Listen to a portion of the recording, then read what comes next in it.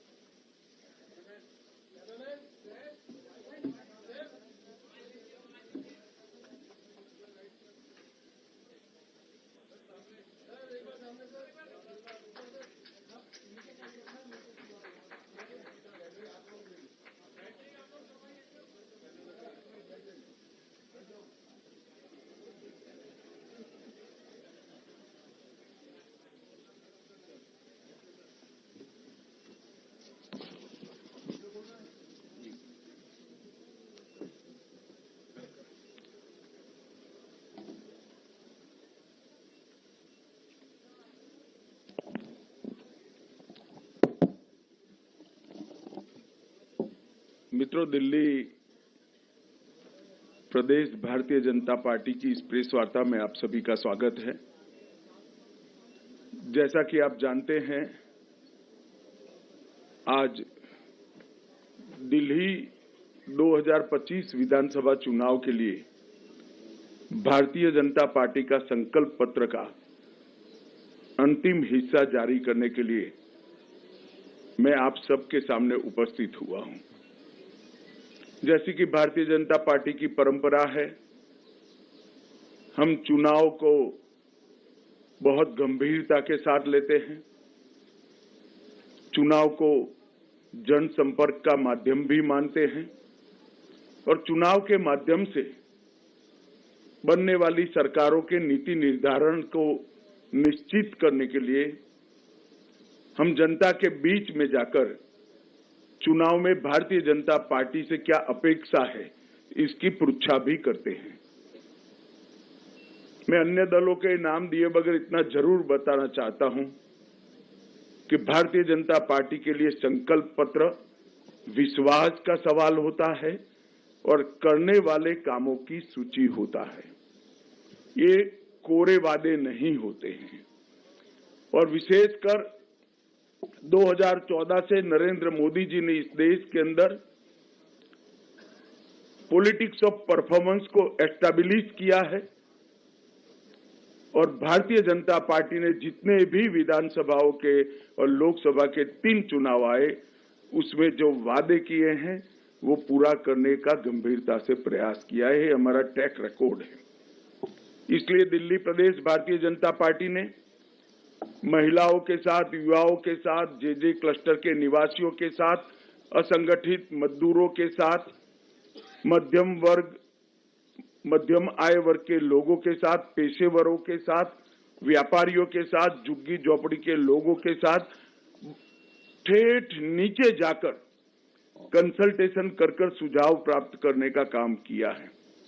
अलग अलग प्रकार के 1,08,000 लोगों ने अपना सुझाव देना मुनासिब समझा। 62 प्रकार की अलग अलग समूहों की बैठक की गई और 12,000 से ज्यादा 41 LED वान के माध्यम से ग्रुप मीटिंगों में हमने सुझाव मांगे और ये सुझाव दिल्ली का बजट और दिल्ली की रिक्वायरमेंट, ये तीनों को ध्यान में रखकर ये हमारा संपूर्ण संकल्प पत्र बना है, जिसको हमारे राष्ट्रीय अध्यक्ष जी ने पहले चरण में घोषित किया, उसके बाद श्री अनुराग ठाकुर जी ने घोषित किया और आज पूरा संकल्प पत्र तीसरे चरण के साथ यहाँ आपके सामने रख रहा हूं मैं। मित्रों, इसके पहले मैं दिल्ली की चुनाव के मुद्दों के बारे में भी जरूर बात करना चाहता हूं।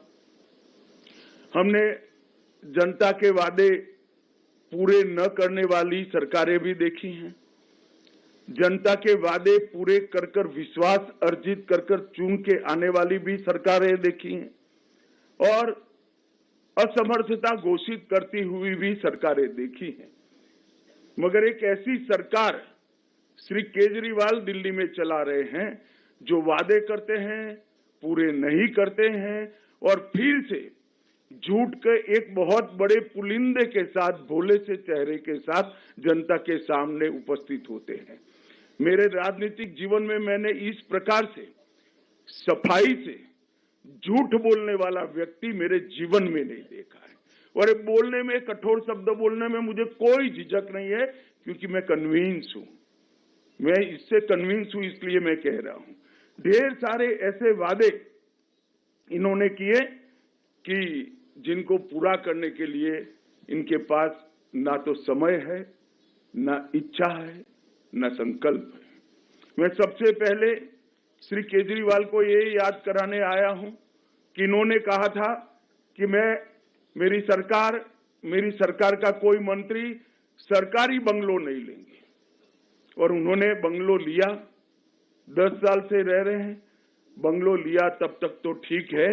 51 करोड़ से ज्यादा खर्च कर 50,000 गज का 4 बंगलों को मर्ज कर एक शीश महल बनाया, जिसमें 6 करोड़ के डिजाइनर मार्बल है, 4 से 6 करोड़ के मोटराइज पर्दे हैं, 70 लाख के ऑटोमेटिक दरवाजे हैं, 16 स्मार्ट टीवी 64 लाख रुपए के हैं, 50 लाख की कालीन बिछाई गई है, सजावटी पिल्लर 36 लाख से सजावट की गई है, रिक्लाइनर सोफा 10 लाख रुपए का है। और ये घर के अंदर रहकर भी आज तक दिल्ली की जनता को इसका जवाब नहीं दे रहे हैं। मैं पूछने आया हूं, अन्ना के आंदोलन से आपने आपकी राजनीतिक पार्टी का जन्म लिया, सादगी का वादा किया था, कहा था ना गाड़ी लेंगे ना बंगला लेंगे, और एक करोड़ों रुपयों का घर बनाकर केजरीवाल जी आप रह रहे हो। इसका दिल्ली की जनता आपसे जवाब मांग रही है। उन्होंने कहा था कि रिहायशी क्षेत्रों से हम शराब की दुकान बंद कर देंगे। केजरीवाल जी, आप रिहायशी क्षेत्र छोड़िए, आपने स्कूलों को नहीं बख्शा, मंदिरों को नहीं बख्शा, गुरुद्वारों को नहीं बख्शा, इसके करीब में दुकान बनाने का लाइसेंस दे दिया, ठेके दे दिए, और हजारों करोड़ रुपए का घपला, घोटाला, भ्रष्टाचार शराब के अंदर करा है। और इस शराब का घोटाला दिल्ली के शिक्षा मंत्री ने किया है। देश भर में कई घोटाले हुए, मगर मैंने किसी शिक्षा मंत्री को शराब का घोटाला करते हुए नहीं देखा। और जब वो जेल में गए तब मॉरल ग्राउंड पर इस्तीफा देने की जगह गर्व से एज अ मुख्यमंत्री अंदर जेल में भी रहे। मित्रों, उन्होंने कहा था 7 साल में मैं यमुना को एकदम शुद्ध कर दूंगा, लंदन की थेम्स नदी जैसा बना दूंगा। मुझे बरोबर सवाल याद है, उनका बात याद है। और कहा था कि मैं दिल्ली वालों के सामने डुबकी लगाऊंगा। मैं आज केजरीवाल जी को याद कराने आया हूं। केजरीवाल जी, दिल्ली की जनता आपकी वो विश्व प्रसिद्ध डुबकी की राह देख रही है, कब आप लगाओगे। और अगर यमुना जी में नहीं लगानी है तो कुंभ चल रहा है, वहां जाकर डुबकी लगा दो, तो कम से कम झूठ बोलने के आपके जो पाप है वो धुल जाएंगे। दिल्ली को फ्री क्लिनिक और अस्पतालों का मॉडल देंगे। इसकी जगह मोहल्ला क्लिनिक नाम का एक नया चीज बनाकर उन्होंने दिल्ली वालों को ठगने का काम किया है। मुझे बताइए, दिल्ली वाले मुझे पूछ रहे हैं, मिलते हैं, पूछते हैं, साहब हमें ऑपरेशन कराना है, कहां जाएं? मोहल्ला क्लिनिक में ऑपरेशन हो रहा है क्या? मोहल्ला क्लिनिक के अंदर एक्सरे हो रहे हैं क्या? मोहल्ला क्लिनिक के अंदर एमडी, स्पेशलिस्ट डॉक्टर उपलब्ध है क्या? आपने कहा था कि हम बिस्तरों की संख्या 2 गुना करेंगे। क्या हुआ उस वादे का? और मोहल्ला क्लिनिक के अंदर भी झूठ मूठ के मेडिकल टेस्ट करवाकर घोटाला करने का काम किया। और मोहल्ला क्लिनिक के नाम पर आप अस्पतालों के, मॉडल अस्पतालों के वादे से मुकर गए। दिल्ली के अस्पतालों में बिस्तरों की संख्या 2 गुना करने का वादा भी आपने पालन नहीं किया। 24 घंटा 7 दिन सप्ताह के स्वच्छ मुफ्त नल से जल देने का वादा भी आपने पूरा नहीं किया। दिल्ली को प्रदूषण मुक्त बनाने के लिए आपने 2 काम जरूर किए। जब प्रदूषण बढ़ता है दिन में 3 प्रेस कॉन्फ्रेंस करना और दूसरे राज्यों पर जिम्मेदारी डाल देना। इसके अलावे आपने दिल्ली को प्रदूषण मुक्त कराने के लिए नहीं किया। करप्शन मुक्त करने का वादा किया था। आपके कितने एमएलए, एमपी, आप स्वयं, आपका मंत्रिमंडल करप्शन के ही चार्ज में गए हैं। और एक नई टर्मिनोलॉजी क्रिमिनल जस्टिस सिस्टम में श्री केजरीवाल ने इसको जन्म दिया है। बेल मिलते ही कहते हैं देखिए मैं तो पाक साफ हूं। केजरीवाल जी, आप ना मुगालते में रहिए, ना जनता को मूर्ख बनाइए। ये बेल है, केस अभी चलना है। बेल को क्लीन चिट मनवाकर आप आरोपों से बच नहीं सकते। एनसीपी की झूठ की राजनीति आपको शोभा नहीं देती। इसको बंद करना चाहिए। बार बार व्हाट्सएप पर फोन कॉल के माध्यम से एडवर्टाइज में इस तरह के झूठी बातें फैलाकर आप सार्वजनिक जीवन का हास कर रहे हो। मित्रों, पहले मैं पुराने जो वादे किए गए हैं उसको भी दोहराना चाहूंगा। हमने हर गरीब महिला को प्रतिमाह 2500 रुपये की आर्थिक मदद करने का वादा किया है और भारतीय जनता पार्टी का ट्रैक रिकॉर्ड है। महाराष्ट्र हो, छत्तीसगढ़ हो, उड़ीसा हो, मध्य प्रदेश हो या राजस्थान, हमने हर जगह जो वादे किए हैं वो हमने पूरे किए हैं। और मैं दिल्ली की गरीब जनता को, गरीब माताओं बहनों को भी कहने आया हूं कि एक बात याद रखिएगा, वादा हर कोई करेगा, पूरा करने का काम भारतीय जनता पार्टी और नरेंद्र मोदी ही करेंगे और कोई नहीं करेगा। हर गर्भवती महिला को 12,000 रुपये की आर्थिक मदद देंगे, 6 पोषण किट देंगे। हर माता को एलपीजी सिलेंडर 21,000 रुपये की आर्थिक मदद। ये लोग थोड़े चिंता में पड़ गए कि मैंने कम कर दिया। 21,000 रुपये की आर्थिक मदद करेंगे, 6 पोषण किट देंगे, 500 रुपये में एलपीजी सिलेंडर मिलेगा और साथ में हर बहन को होली और दीपावली पर एक सिलेंडर फ्री ऑफ कॉस्ट देने का काम भारतीय जनता पार्टी करेगी। 5 लाख तक का मुफ्त इलाज, प्रधानमंत्री आयुष्मान भारत योजना को हम पहले ही कैबिनेट में लागू कर 5 लाख तक का हर गरीब को मुफ्त इलाज देंगे और 5 लाख तक का मुफ्त इलाज ज्यादा ये दिल्ली सरकार के द्वारा दिया जाएगा। तो हर दिल्ली के गरीब को 10 लाख तक का इलाज फ्री ऑफ कॉस्ट किया जाएगा और वो एम्स में भी करा लो, किसी भी बड़े अस्पताल में आप करा लो, राम मनोहर लोहिया में भी करा लो। इसमें मोहल्ला क्लिनिक में जाने की जरूरत नहीं है। ऑपरेशन कराना है, सगर्भा माताओं को डिलीवरी करानी है या कोई विशेषज्ञ प्रकार के सेवाओं की जरूरत है, सभी इसमें मिलेगी। और इसके साथ वरिष्ठ नागरिकों को मोदी जी ने और 5 लाख का इलाज दिया है और निःशुल्क ओपीडी और डायग्नोस्टिक सेवाएं भी भारतीय जनता पार्टी की सरकार देगी। वरिष्ठ नागरिकों की पेंशन को 2,000 से बढ़ाकर 2,500 रुपया प्रति माह करेंगे और महिला कल्याण के लिए विधवाओं, बेसहारा और त्यक्ता महिलाओं को 2,500 रुपया से बढ़ाकर 3,000 रुपया प्रति माह पेंशन करेंगे। जे क्लस्टर में अटल कैंटीन स्थापित कर 5 रुपये में पौष्टिक भोजन देंगे और ये सारी योजनाएं हम हमारे ही कार्यकाल में समाप्त करेंगे। बिना कोई बहाना बताए पड़ोसी राज्य का, एमसीडी का, एनएमडीसी का, केंद्र सरकार का, हम दिल्ली की समस्याओं को हम समाधान करेंगे। इन्होंने एक नया तरीका ढूंढा है। कोई भी काम नहीं करना है तो वह कहते हैं कि पूर्ण राज्य का दर्जा हमें दे दीजिए। भाई केजरीवाल जी, वादा किया तब दिल्ली का स्टेटस क्या है आपको मालूम नहीं था क्या? आप चुनाव लड़े तब आपको मालूम नहीं क्या था, मगर बहाने बनाना इनकी फितरत है।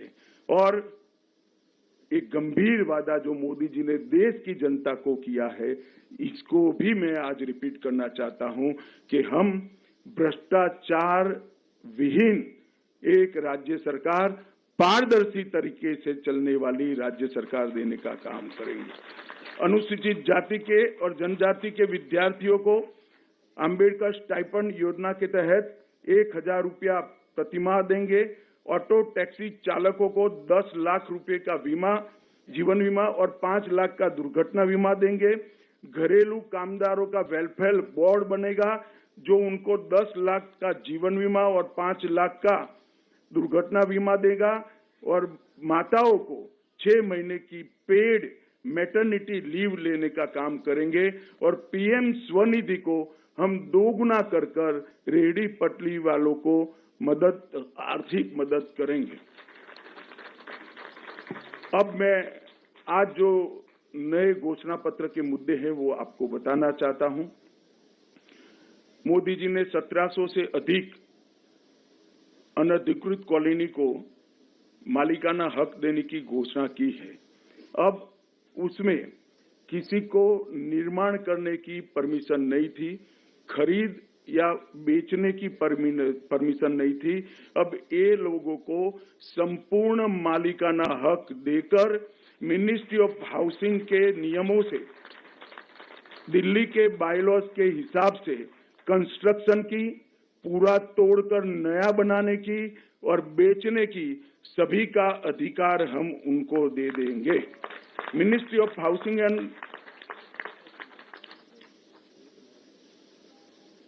13,000 दुकानें दिल्ली में सील पड़ी है। हमने कुछ अधिवक्ताओं के साथ बैठकर इसका कानूनी रास्ता निकाला है। हम एक न्यायिक प्राधिकरण बनाकर इसको 6 महीने के अंदर सारी दुकानों को रीओपन करने का हम काम करेंगे।